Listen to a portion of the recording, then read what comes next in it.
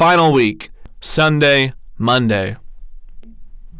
As Jesus came near the Mount of Olives, he sent 2 disciples ahead, saying, "Go to the village over there, and you will see a donkey tied up, with a colt beside her. Untie them and bring them to me.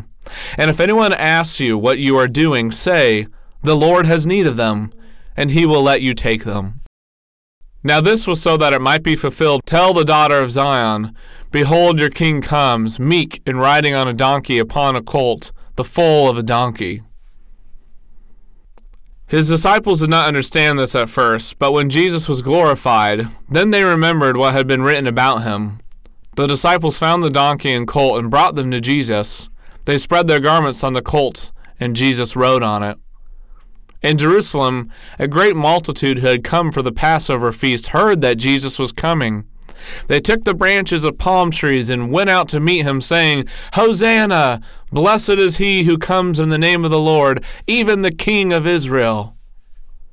As the crowd descended with him from the Mount of Olives, they shouted joyfully for all the mighty works that they had seen, praising God, saying, "Blessed is the King who comes in the name of the Lord, peace in heaven, glory in the highest." The Pharisees said to each other, "Look, we're not getting this stopped. The whole world is following him."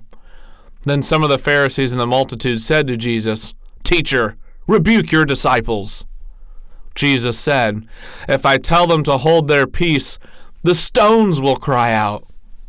Many people spread their garments on the road in front of him, while others spread branches they had cut from trees.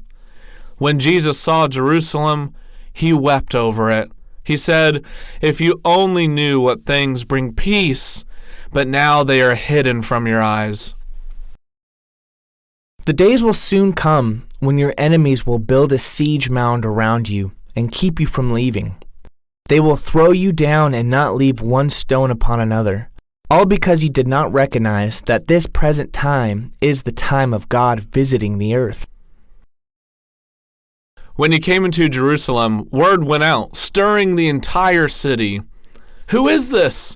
The thousands who knew said, "This is Jesus, the prophet from Nazareth of Galilee." Those who knew how Jesus had raised Lazarus from the dead spread the word about this miracle. Jesus entered the temple in Jerusalem and looked around. The blind and the lame came to see him there, and he healed them. But when the chief priests and scribes saw the wonderful things that he did, and heard the children saying, "Hosanna to the Son of David," they became angry. They said to Jesus, "Don't you hear what they're saying?" Jesus said, "Yes.